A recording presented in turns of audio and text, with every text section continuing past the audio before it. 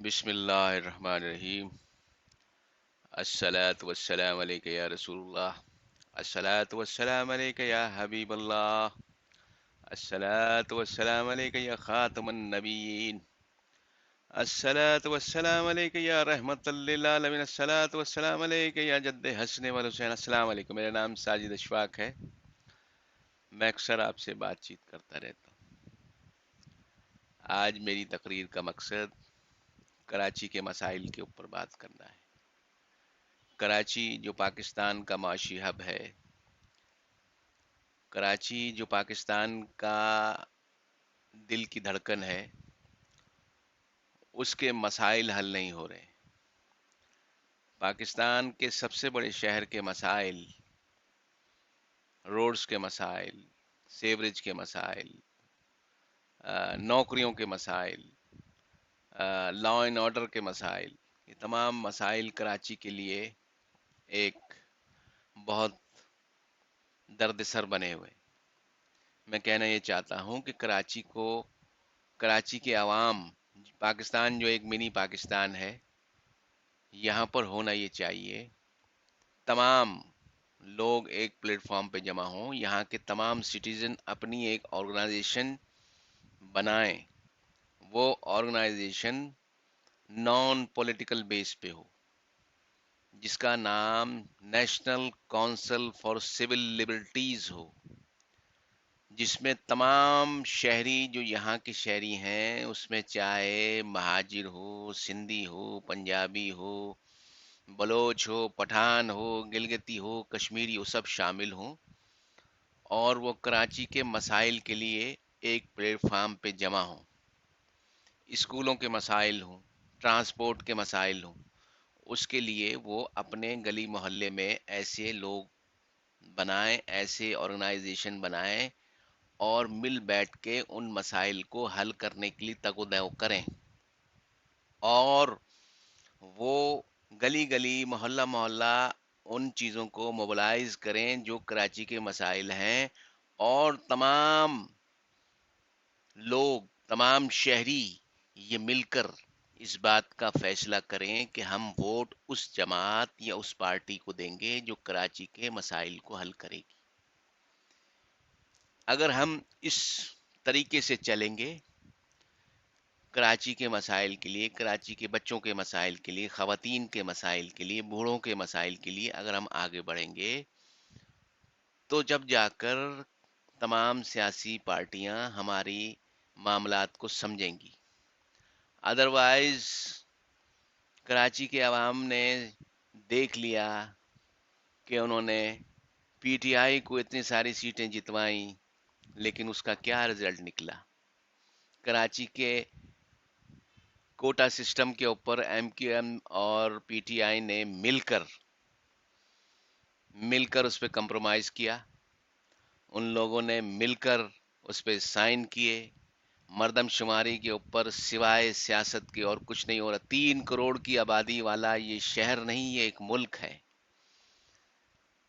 اس ملک کے مسائل، پانی کے مسائل، نوجوان بچے ڈگریاں لے کے پھر رہے ہیں، ان کے مسائل، کہنے کا مقصد یہ ہے کہ تمام لوگوں کو ایک پلیٹ فارم پہ جمع ہو کر جب یہ چیز ہم یہاں شروع کر لیں گے، اس کو آرگنائز کر لیں گے، تو اس کے بعد آگے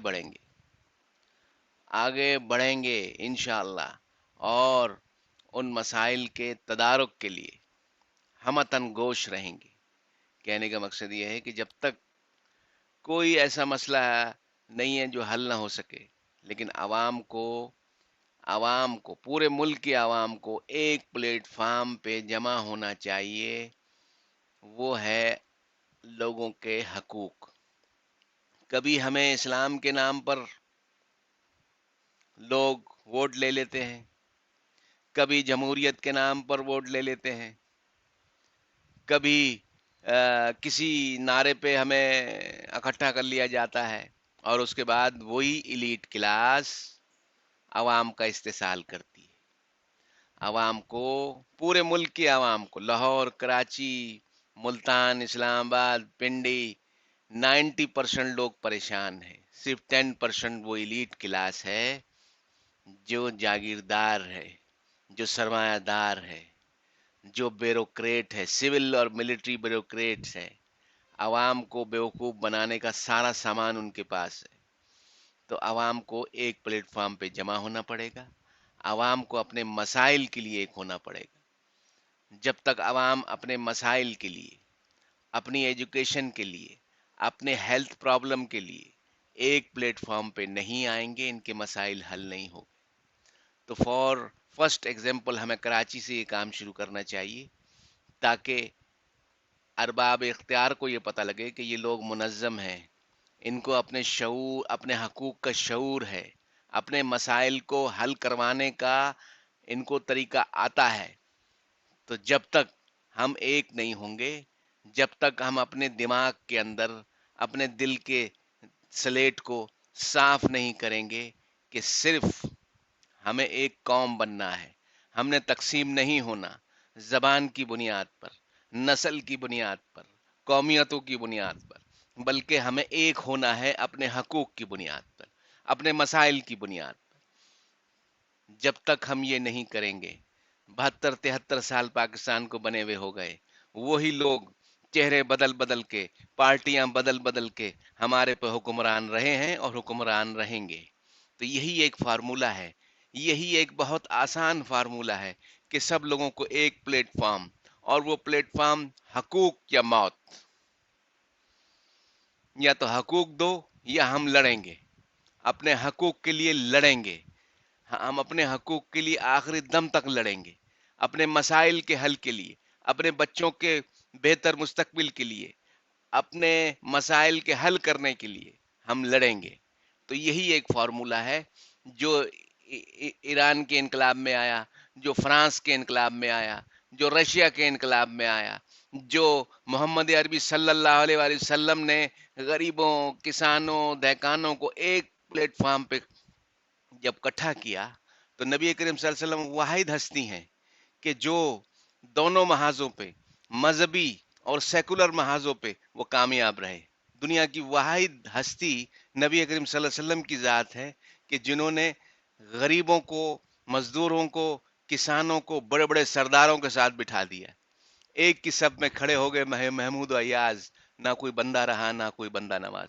تو کہنے کا مقصد یہ ہے کہ ہمیں اپنے اندر کے مسائل سے، اپنے اندر کی ایگو سے، اپنے اندر کی جو ہمارا نفس امارہ ہے، اس سے باہر نکل کے سوچنا ہوگا کہ اگر ہم لوگوں کے مسائل حل کریں گے. مذہب جو ہے وہ لوگوں کو جوڑتا ہے، لوگوں کو توڑتا نہیں ہے. لیکن یہاں پہ شیعہ ہے، یہاں پہ سنی ہے، یہاں پہ دیوبندی ہیں، یہاں پہ بریلوی ہے، یہاں پر اہل حدیث ہیں، یہاں پہ ہر کوئی کہتا ہے کہ ہم جنتی ہیں دوسرا کافر ہے.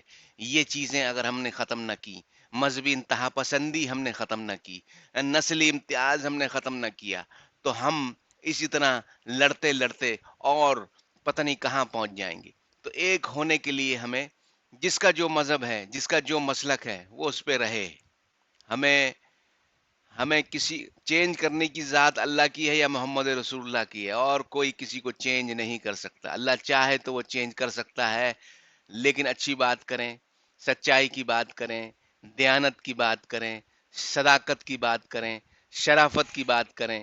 تو یہ جو باتیں ہم کر رہے ہوں گے یہ سرہن مذہبی ہوں گی، اسلامی ہوں گی، لیکن اس کو کسی الگ پیرائے میں بتانا کہ اس طرح نہیں کرنا، اس طرح نہیں کرنا، اس سے مسائل پیدا ہوتے ہیں، اس سے تفریق پیدا ہوتی ہے. لوگوں کے رہن سہن کے اوپر تنقید نہ کریں، لوگوں کے علاقائی عصبیت پہ بات نہ کریں، لوگوں کی زبان کے اوپر تنقید نہ کریں، لوگوں کی اور چیزوں پہ تنقید نہ کریں، تاکہ ہم ایک قوم بن سکیں.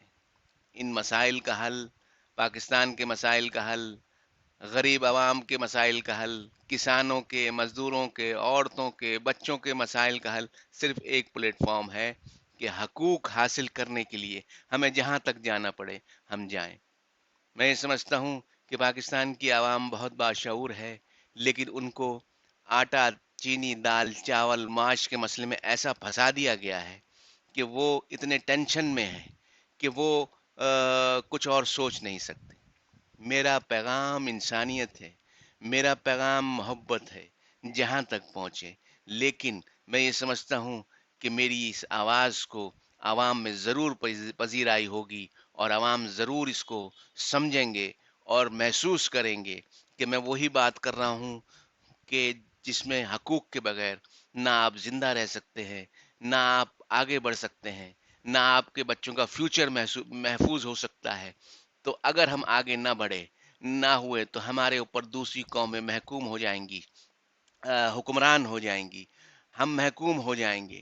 تو ہمیں پاکستان کے مسائل، کراچی کے مسائل کے لیے ایک ہونا ہے۔ ہر گلی، ہر محلے میں ہمیں ایک ایسی تنظیم بنانی ہے جو کہ صرف خالصاً حقوق کے لیے ہو، حقوق کی بات کرے، انسانیت کی بات کرے، شرافت کی بات کرے، صداقت کی بات کرے۔ تو اس کے بعد ہی لوگوں کو ایک جگہ پہ جمع ہونا ہے، لوگوں کو ایک جگہ پہ جمع ہو کے اجتماع کرنے ہیں اور آگے بڑھنا ہے۔ میرا پیغام محبت ہے، جہاں تک پہنچے۔ آئندہ انشاءاللہ کسی اور ٹاپک پہ آپ سے بات